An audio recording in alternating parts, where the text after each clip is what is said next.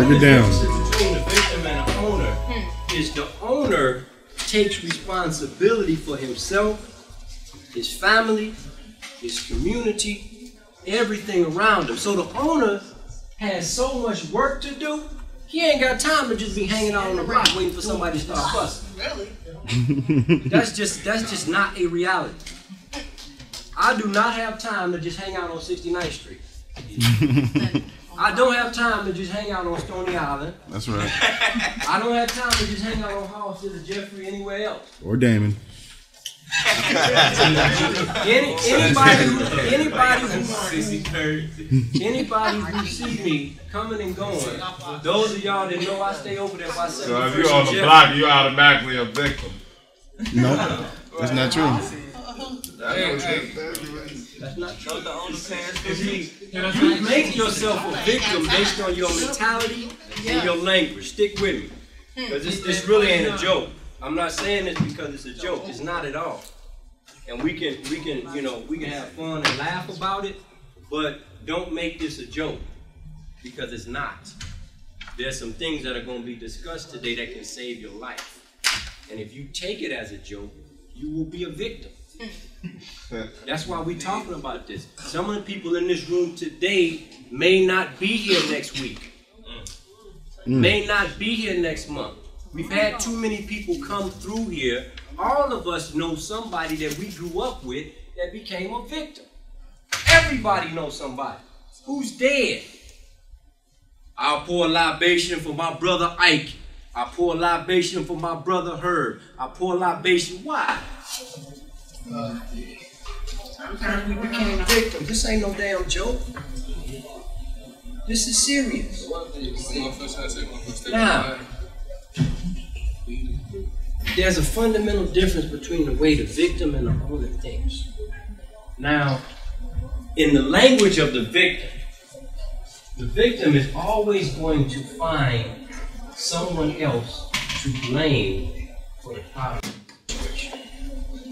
So his language is always going to be, you did, she did, he did. Whatever. The language of the owner of responsibility is going to say, I am doing.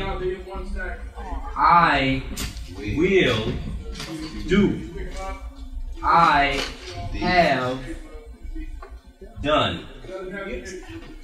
Now, when the victims are talking, man, this is what we should do. This is what so-and-so should do. This is what we should. This is what he did. This what. Never talking about, man, you know what? There was a problem. This is the solution that I applied to that problem, and this was the result that I got. And based upon me getting a proper result, this is what I think we should do. Now, if someone is not speaking from a perspective of what I am doing, what I will do, and what I have done, what the hell are you talking about? What you talking about? Oh man, I think a nigga should do this. And then sit back and watch you do what he just told you to do and laugh at his boys while you get jumped, while you get messed up, while you get shot up. How many of us know something about that? I got a ticket last week for that, $150. I forgot, I gotta go pay it. Somebody show up, there's a problem. Oh man, I think you should do it this way, homie. If you do it this way, I think it'd be alright, man. And then brother don't know, so he take the advice from somebody who he does not know how to evaluate that advice, goes out and gets shot, killed, goes out and gets somebody pregnant, goes out and gets messed up, and then comes back and the same person giving him advice. Man, nigga, you stupid. I don't know why you listen to me. You know I know what the hell I was talking about, nigga. Oh my gosh, people do that too. Boy, that's everybody. It's so serious. It's serious. Now, one of the things about the victim, there's this thing called the victim-villain syndrome. Most people who see themselves as victims, I was abused, I was raped, I got jumped. Somebody did something wrong to me.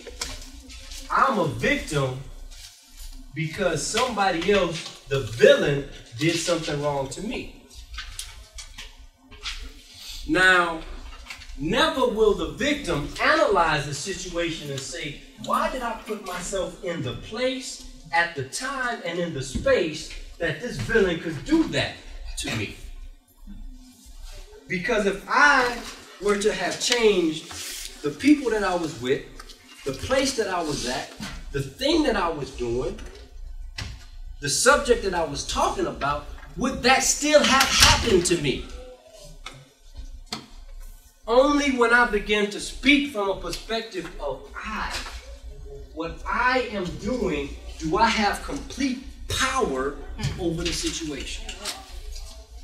When I walk into a room, I walk into a room feeling as if I have complete power over the situation. Why? Because I'm going to do whatever the hell I got to do to correct the situation. Period. And you're not going to stop me.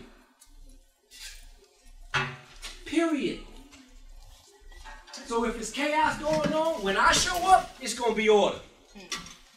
If it's a fight going on, when I show up, it's going to be peace. Why? Because I have the agreement. I have the agreement that I am going to do whatever has to be done to correct the situation. I have the agreement that if I know it is beyond my capacity to stop this thing right now, today, I will make a plan so that when I come back tomorrow, this shit is going to be shut down. And it's going to be right. I know that I have been living this way long enough that I have done this enough times to know if I apply a particular solution to a problem, it's going to work.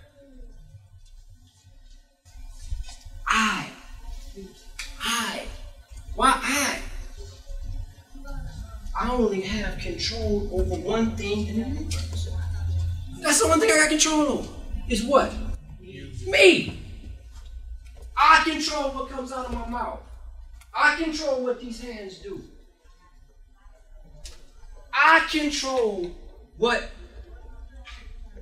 I'm gonna be with. Oh man, that nigga made me so angry I just went off. Man, she shouldn't have said that, man. You know what I'm saying? I had to slap the out of her, man. Hey,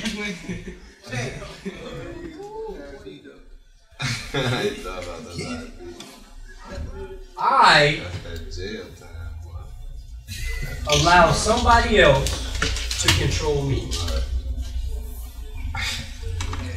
I allow somebody else to control me.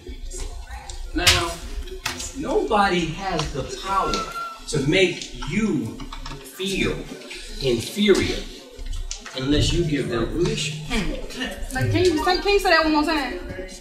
Nobody has the power to make you feel inferior unless you give them permission. That's key. Nobody has the power to make you angry unless you give them permission. Nobody has the power to make you laugh and giggle and act like a fool unless you give them permission. Nobody.